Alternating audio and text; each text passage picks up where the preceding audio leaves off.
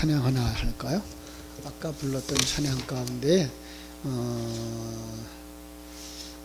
많은 사람들 참된 진리를 모르는 채 찬양 같이 부르겠습니다.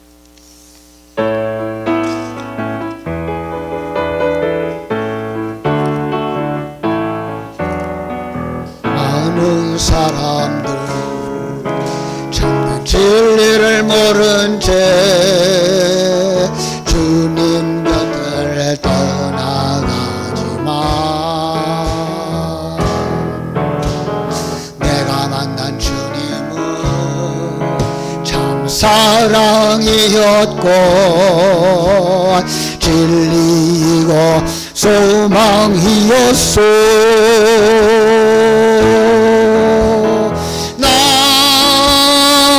예수가 좋다오. 난 예수가 좋다오. 주를 사랑한다던 베드로 고백처럼 난 예수를 사랑한다오. 3절입니다. 형제자매여 참된 행복을 찾거든 예수님을 만나보세요. 그분으로 인하여 참 평안을 얻으면 나와 같이 고백할 거요. 난 예수가 좋다오. 난 예수가 좋다오. 주를 사랑한다던 베드로 고백처럼 난 예수를 사랑한다오. 아멘. 할렐루야. 참 우리가 이렇게 우리 조상 쪽부터 모이기를 힘쓰고 기도하기를 힘썼던 여러 사람 기도의 날, 그죠? 금식하며 또 철야하며 우리 기도하던 우리 금요일 기도회인데 이처럼 이제 모이는 수들이 점점 더 적어져가는 안타까움이 있습니다. 여러분들은요 신앙생활 하면서 두렵다라는 부분을 생각해 본 적이 있는지 모르겠습니다. 어떤 부분에 있어서 성경을 읽으면서 가장 두렵습니까? 저는 이런 경험이 있어요. 예수를 믿으면 천국 가지만 예수 믿지 않으면 지옥 간다라고 하는, 그것보다 더 두려운 말이 있을까? 그 안타까운 부분을 경험했던 사람으로서 늘 마음속에 가지고 있는 것, 이것이 우리 신앙생활에 힘이어야 되고 그리고 갈림길이어야 되지 않겠나라는 생각을 가지게 됩니다. 저는 중학교 2학년 때부터 밥을 스스로 해먹고 학교를 다니는 자취생활을 했어요.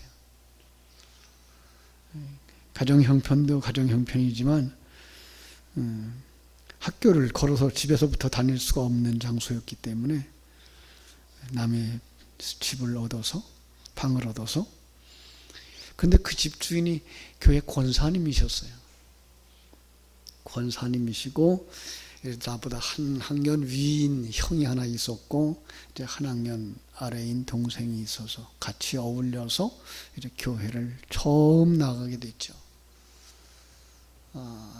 토요일 날은 우리 중고등부 학생들 예배가 있었지만 주일 날은 어른들 예배에 같이 참석을 하도록 되어져 있어서 목사님의 설교를 통해서 받은 은혜, 그건 바로 구원에 대한 확신이었죠.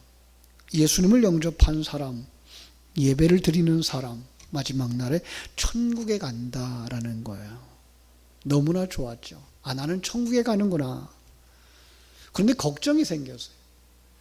우리 어머니, 아버지 예수님을 몰라.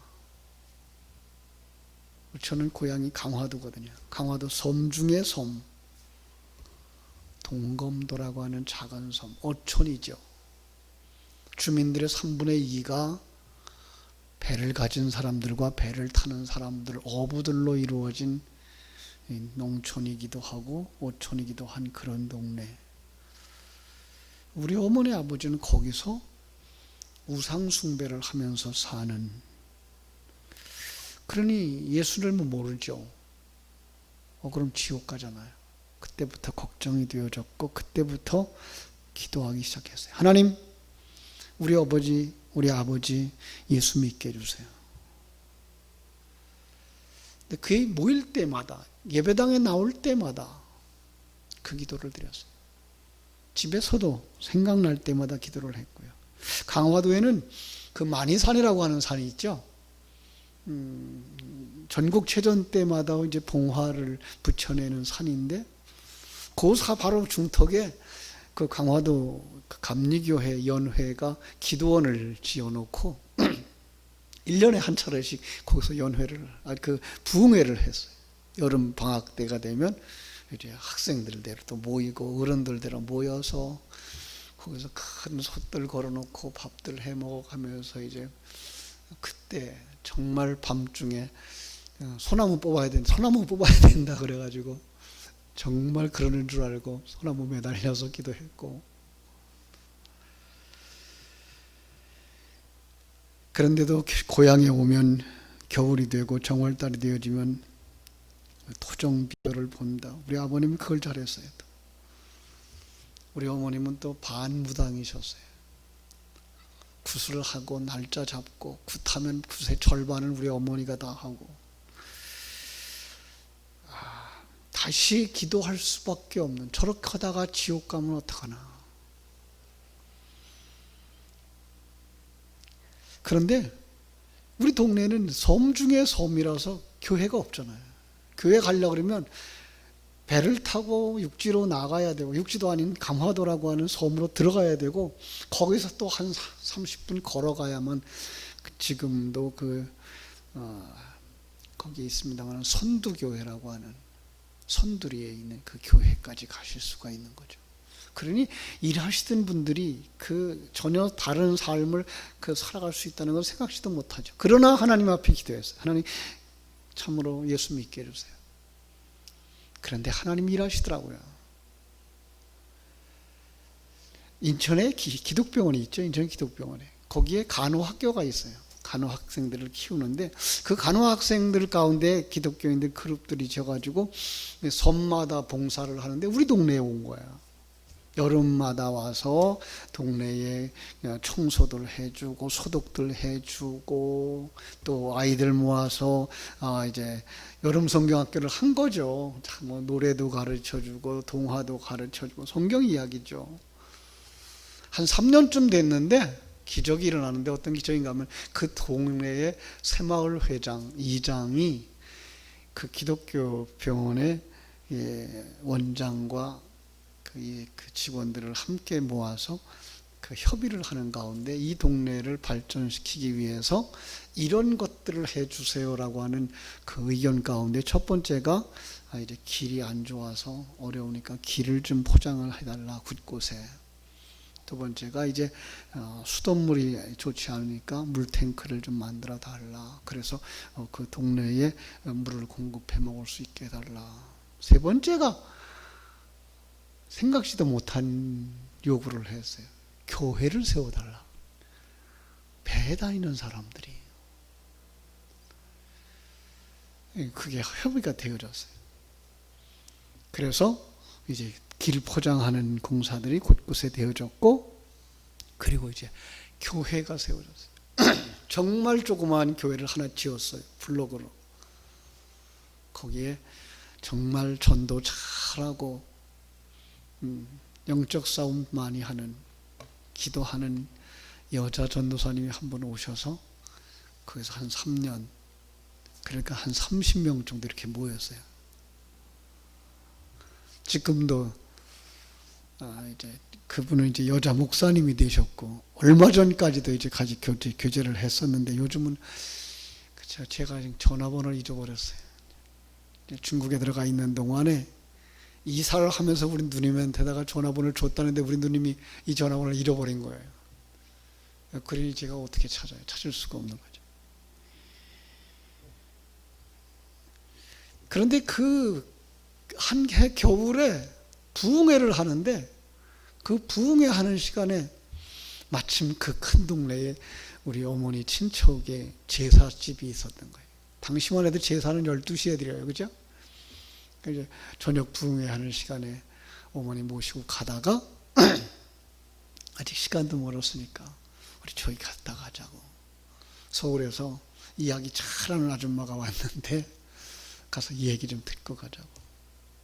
어머니 예배당에다 앉혔어요. 조그만 한 30명 들어가면 꽉 차는 예배당. 어머니 모셔다 놓고 그렇게 기도했죠. 하나님, 오늘 저녁에 하나님 일하셔야 됩니다.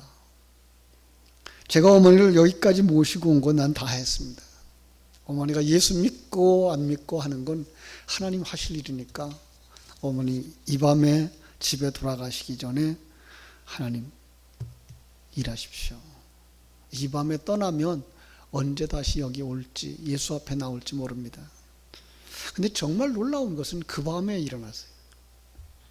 예배당이 다 끝나고 정말 마지막 통성기도 하는데 이거 기도 끝이면 이제 제사집으로 갈 그런 형편인데 하나님이 급하니까 저한테다가 방언을 주셨어요. 어머님이 옆에서 깜짝 놀래가지고 그렇죠? 그리고 그날 집에 돌아와서 아버지한테 부탁을 하기를 여보 우리 작은 아들 위해서 예수 믿어줍시다. 그래서 그렇게 우상 숭배하던 그분들이 마음에 보통 예수 믿어가지고는 이 영적 싸움에 이길 수가 없다라는 걸 아시고 우리 아버님은 그 다음 날부터 새벽 예배를 하셔서 아주 멋진 집사님으로 한평생 살면서 교회 받들어 섬기고 새벽 예배를 하시고 주의를 지키시다가 천국에 가셨어요. 저는 지금도 지옥 간다고 하는 이것이 우리 예수 믿는 사람들에게서 가장 두려워해야 되는,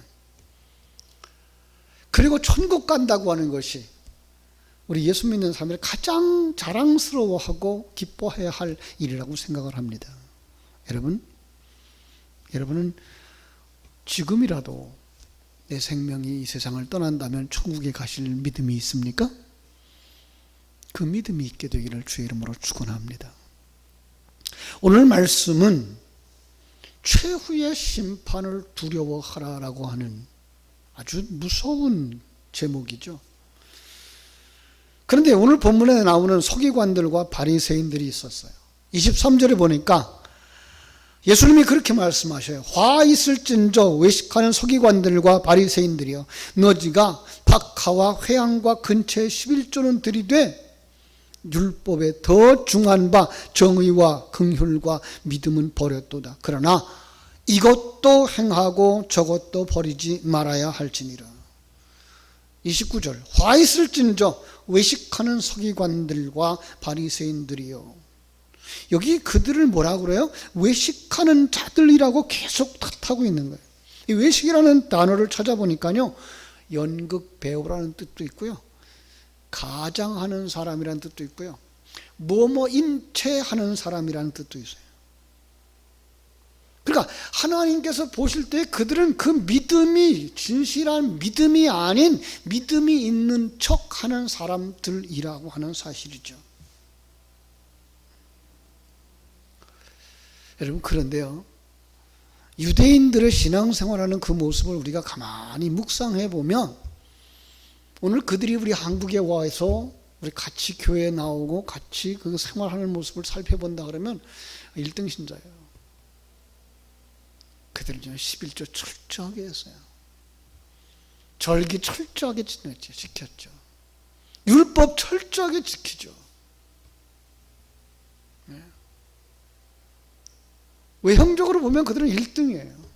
1등 신자예요. 그런데 주님의 눈에는 그들은 아닌 거죠. 그렇죠? 뭐라고 말해요? 선지자들의 무덤을 만들고 의인들의 비석을 꾸몄다. 그들은 그렇게 하는 것이 신앙생활인 줄 알았는데 하나님이 보실 때는 그건 그냥 무덤을 만드는 일이고 비석을 꾸미는 일이다. 다시 말하면 뭐예요?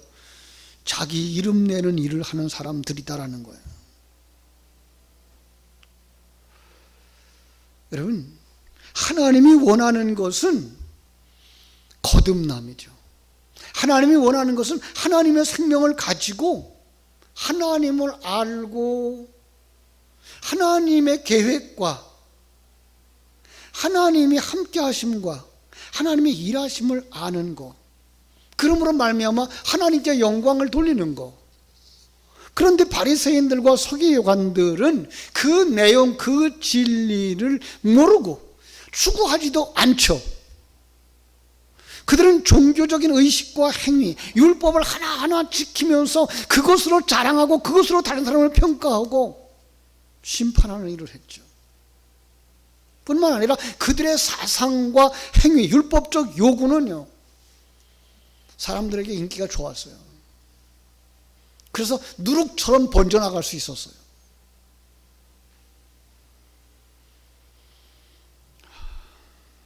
그것 때문에 유대교에 입교하는 사람들도 꽤 많았다고요. 그러나 참신앙, 그죠? 거듭나면 그들이 행하는 것들이 진리를 담아서 우리에게 주신 그릇이었구나를 아는 거예요. 그럼 그 그릇 안에 담겨진 진리는 뭐예요?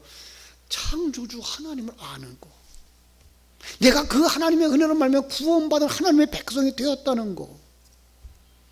그리고 하나님은 이 시간과 공간 세계 속에서 무슨 일을 하고 계신 것이며 나를 어떻게 만들어가고 계신가를 아는 거, 누리는 거.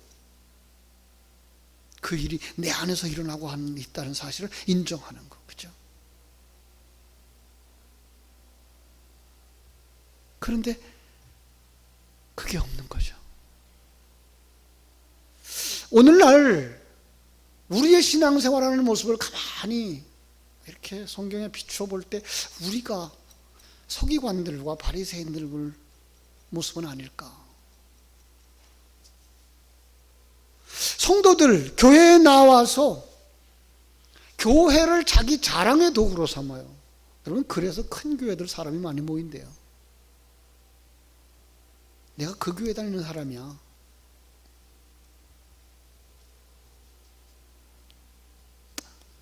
안타깝죠, 그죠? 그런가 하면 어느 교회 목사처럼, 그죠? 교인들에게 나만큼만 믿으면, 나만큼 열심 내면, 나만큼 기도하면 내가 누리는 복을, 부귀영화를 당신들도 누릴 수 있을 거야. 그러면서 그쵸, 그렇게 되기를 원해서 백성들은, 성도들은 아멘 하죠. 그러면서 자신들이 누리는 부귀영화를 자기의 행위에 근거한 몫이라고 생각하고 그걸 하나님이 주신 상이라고 생각하면서 살아가는 거. 그죠? 그게 뭐라고요? 선지자들의 무덤을 만드는 것이고 의인의 비석을 꾸미는 일, 세상언어로 말하면 자기 이름 내는 일이라는 거죠. 복음서는 그 이야기를 뭐라 그래요? 그들을 보면서 그들은 화를 면하지 못한다. 화 있을진저. 그리고 그들을 지탄하는 거예요. 야, 너희들 조상 의인들을 보고 가볍게 보고 비난하지. 만약에 우리가 조상 그 시대에 살았더라면 우리는 그런 일을 하지 않았을 거야. 선자를 죽이는 일을 하지 않았을 거야. 아니, 그 일에 동참하지 않았을 거야. 어떤 면에서 그들도 조상들의 잘못을 알고 인정했고 그러고 살았다는 거죠. 여기까지 문제가 없어요. 그러나 그들의 문제는 그 다음이죠. 선배들을, 조상들을, 죄인들을 탓하고 지적하면서 자기는 슬쩍 피해 있는 거죠.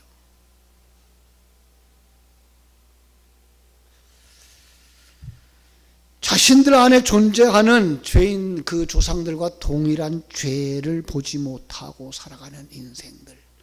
그게 당시에 바리새인들이었는데 오늘날 우리들의 모습이라는 거죠.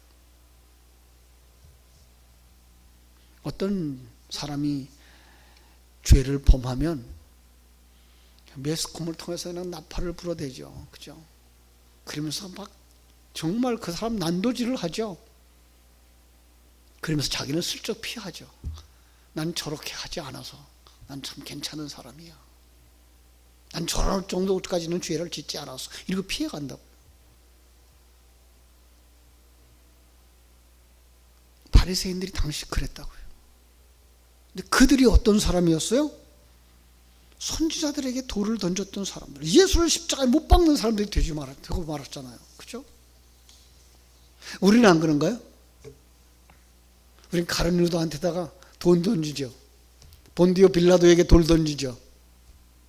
그죠? 어떻게 그럴 수가 있느냐고. 어떻게 출세하기 위해서 자기 스승을 팔아먹느냐고. 정의를 내버리냐고. 그런데 정작은 그게 우리들의 모습일 수 있다는 거예요. 다른 교회의 모습을 보면서. 그죠? 어떤 목사는 어쩌고저쩌고, 어떤 장로는 어쩌고저쩌고. 그러면서 자기는 슬쩍 피해가죠. 정작 내가 아직도 주인으로 살고 있고, 내가 아직도 다른 사람들을 손가락질하고 살아가고 있고, 판단하고 살아가고 있는 내가 바로 예수님 뱀이요 독사의 새끼라고. 여러분 기억하십니까? 성경 속에 뱀이 뭘 상징하는지. 많은 사람들이 오해가 뱀은 독사, 그 사단을 상징한다고 생각을 하고 있어요. 저는 조금 더 나가는데요.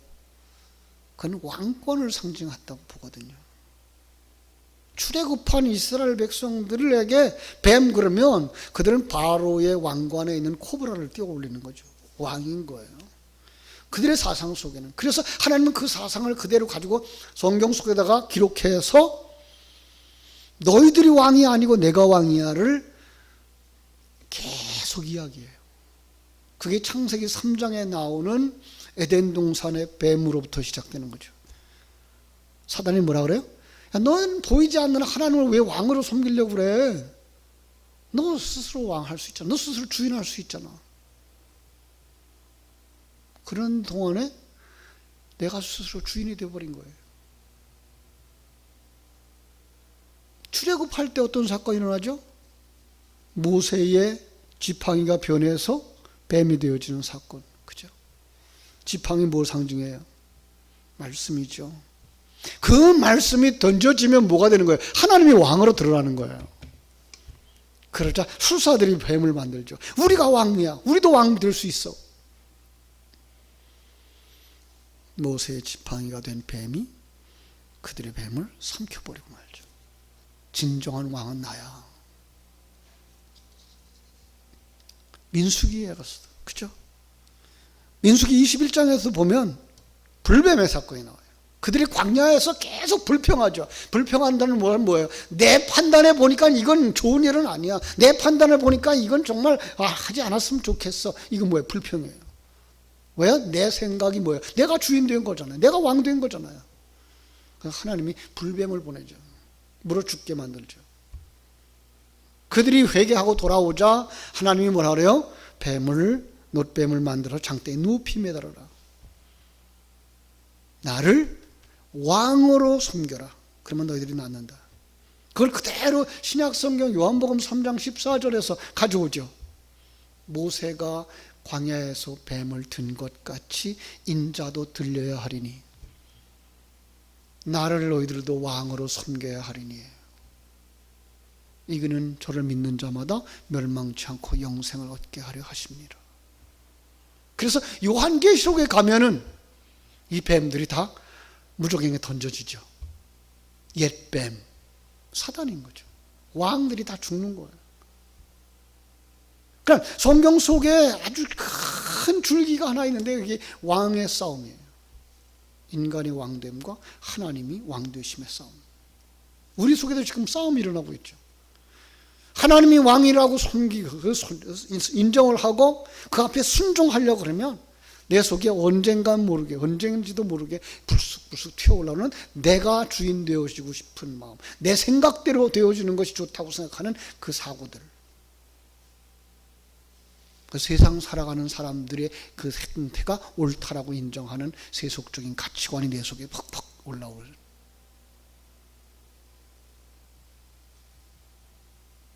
자, 37절 우리 한번 같이 읽어볼까요? 오늘 본문 37절.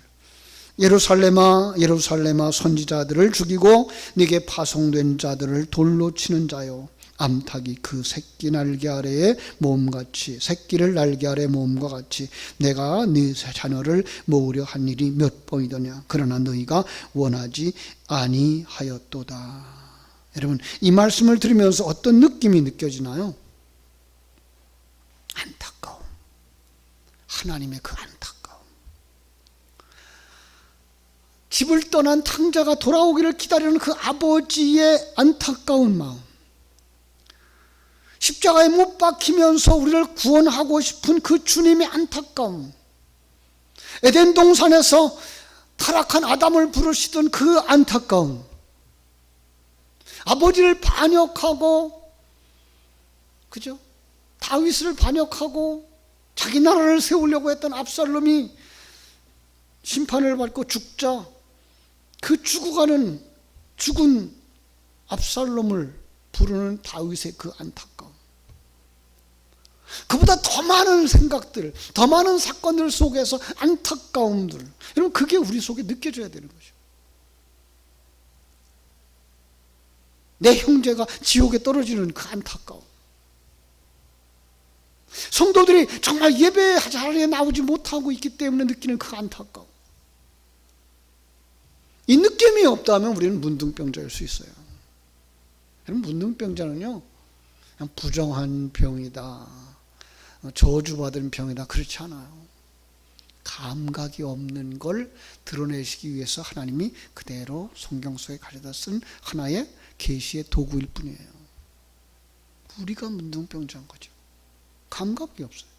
하나님이 일하시는 것을 느끼지 못해요. 하나님의 그 마음을 느끼지 못해요. 하나님이 축복해 주신 것도 느끼지 못하고, 감사도 느끼지 못하고, 하나님의 책망도 느끼지 못하고, 심판의 경고도 느끼지 못하고, 뭐예요? 문둥병자. 조금 더 심각하게 말하면 뭐예요? 죽어있는 시체, 마른 뼈들. 그죠? 지금 성경은 그걸 누구예요? 바리새인들과 그 당시의 서기관들, 유대인들을 책망하는 도구를 지금 쓰고 있는 거죠. 그죠? 사랑하는 여러분, 그들은 왜 이걸 원치 않았을까요? 그죠? 왜 받아들이지 않죠? 왜? 받아들일 수가 없죠. 죽은 상태니까, 소경이니까, 귀머거리니까, 문둥병자니까. 아니, 원하지도 않아요. 왜? 그 가치를 몰라. 여러분, 마태복음 13장에 보면은요, 땅에 감추어진 보화를 찾는 것을 천국에다 비유다 하고 있죠. 그죠?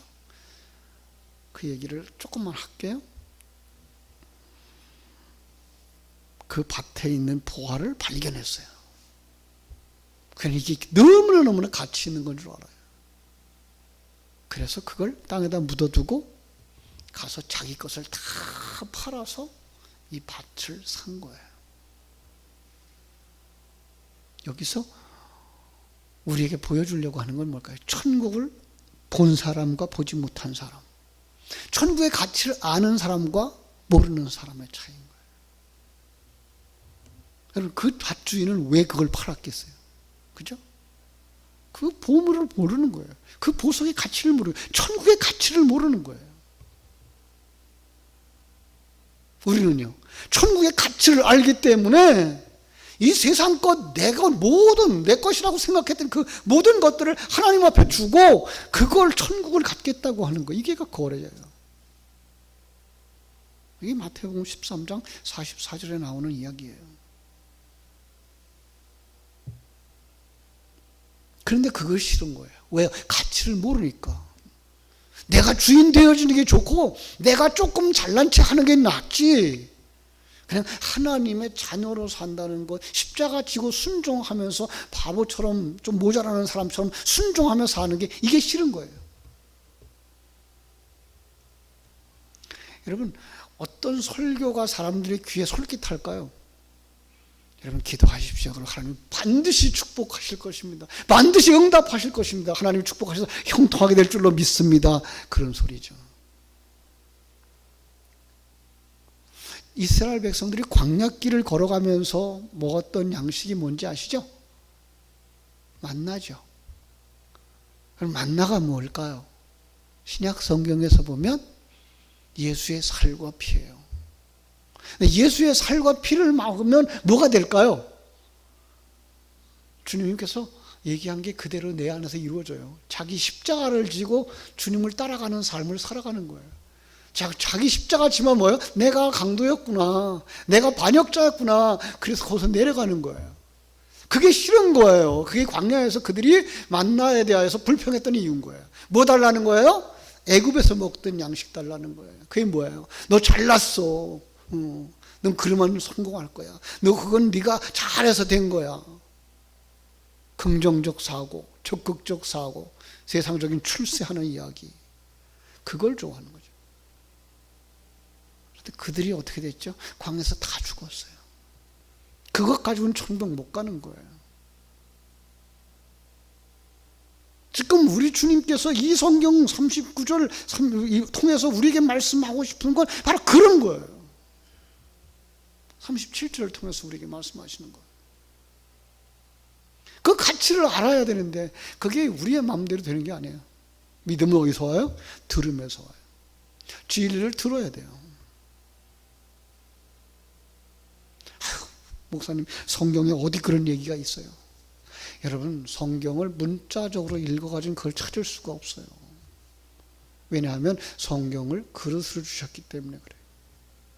성경을 문자적으로 풀어서 설교를 할 수 있는 것이라면 신학을 7년씩 10년씩 신학교를 다닐 이유가 없어요. 문학을 공부 잘하고 문법을 잘 알고 국어를 잘하는 사람이면 성경을 다 풀어 해석할 수 있으니까. 그거 가지고 안 되기 때문에 목사님들이 신학을 공부하고 그 신학을 가지고 성경 속에 들어와서 거기 담겨진 진리를 풀어 해석하도록 하시는 거란 말이에요.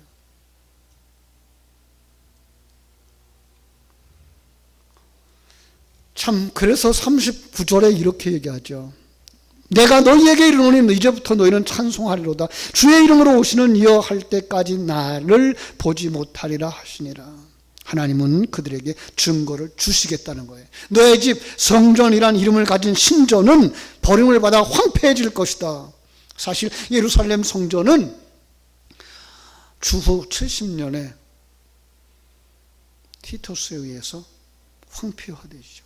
돌 위에 돌 하나 남지 않고 다 무너지죠. 그런데 거기서 끝이면 안 돼요. 주님은 또 뭐라 그랬는가 하면 이 성전을 헐라. 그러면 사흘 만에 다시 세우리라. 이는 자기 육체를 가리켜 말씀하신 것이라. 보이는 것, 그거 내려놔야 된다는 거예요. 나에게 그것이 복을 줄 것이라고, 행복을 줄 것이라고 의지했던 그 신전의식, 지난 주일날 금요일날 말씀처럼, 우리 주일학교에 나눈 말씀처럼 장사꾼의 심보, 그거 내려놓지 않으면 신전을, 성전을 지을 수가 없어요. 하나님이 일하실 수가 없어요. 그 무너지는 걸 본다는 거예요. 여러분, 우리는 그 무너지는 걸 보고 있는 사람들이에요. 예루살렘 성전만 무너지고 있는 것이 아니라 그렇게 자랑스러워하던 인물들, 그렇게 자기 잘난 체 하던 인물들 조금씩 지나가면서 세상에서 없어져 가요. 그걸 보면서 뭘 봐야 돼요? 보이는 것이 다가 아니구나.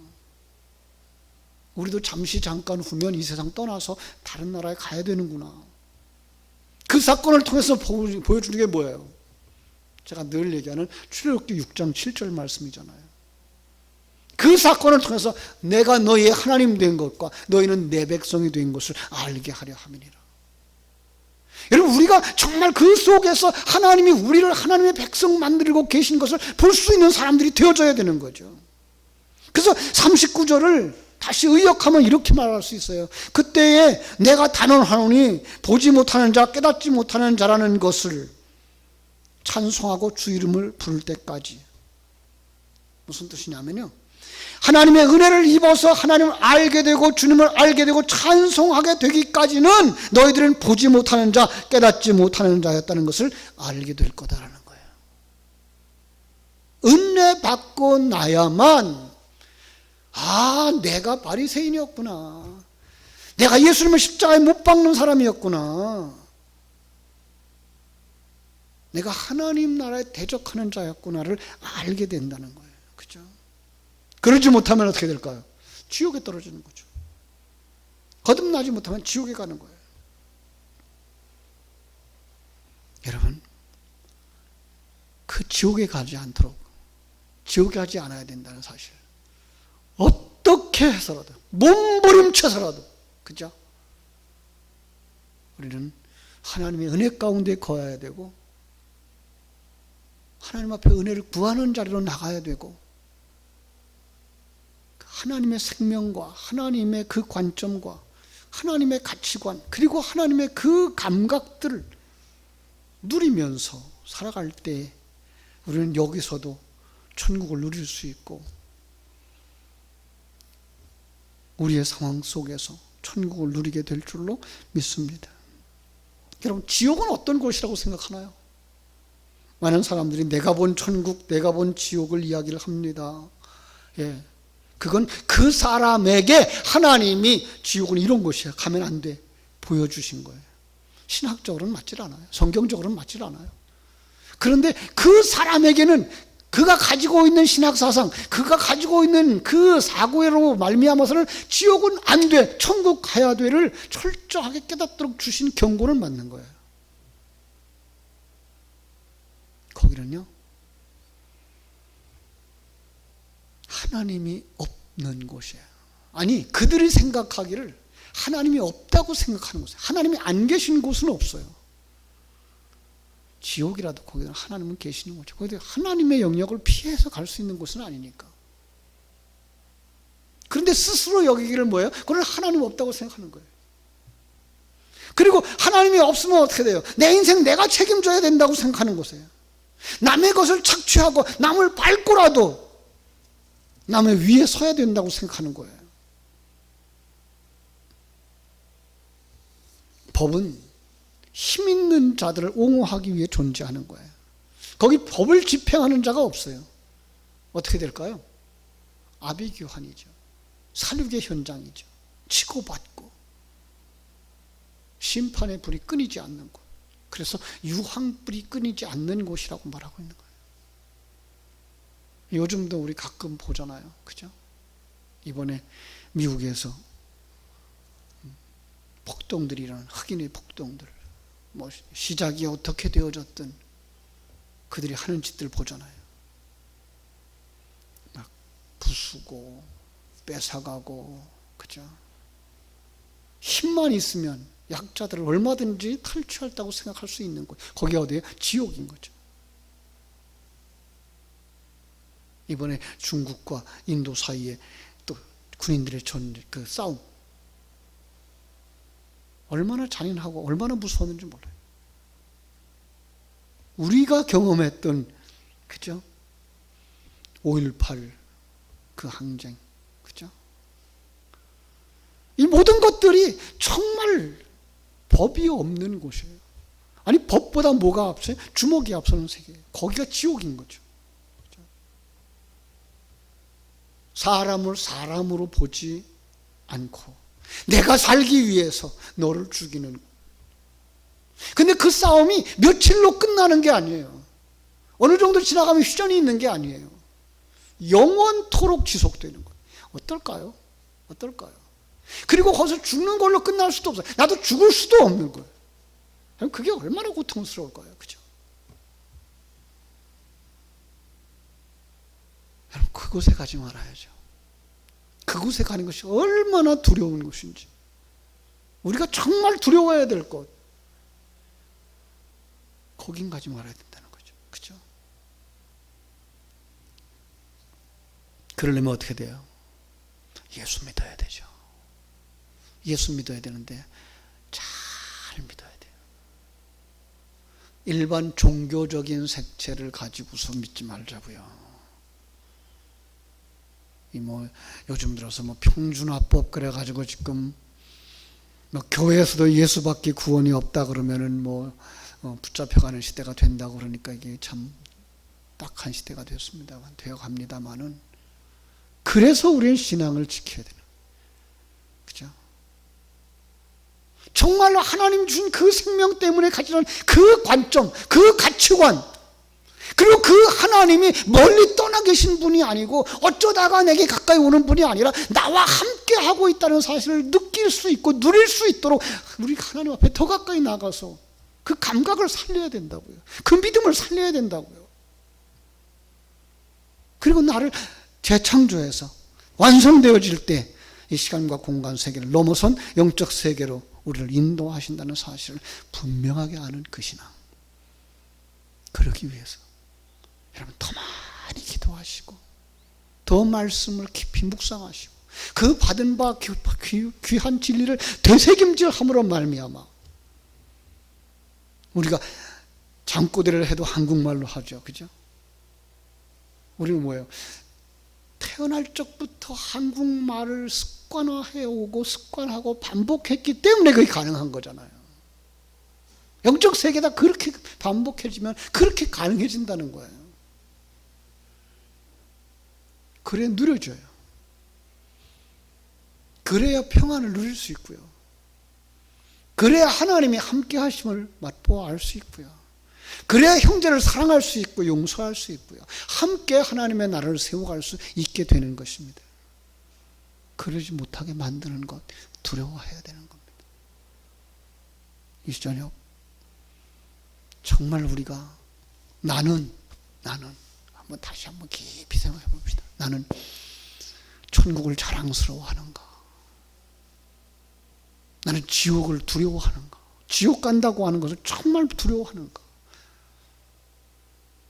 나는 정말 천국을 내 지금 심령 속에서, 내가 살아가는 이 환경 속에서 누리는 그 믿음, 그 감각이 있는가? 하나님이 지금 나를 재창조하고 계시다고 하는 그 사실에 대한 확신이 내게 있는가? 이 저녁에 여러분 더 확실하게 하나님 은혜를 달라고 기도하다가 참 큰 은혜 받고 돌아가는 저녁 되어지기를 주님의 이름으로 축원합니다. 기도하겠습니다. 아버지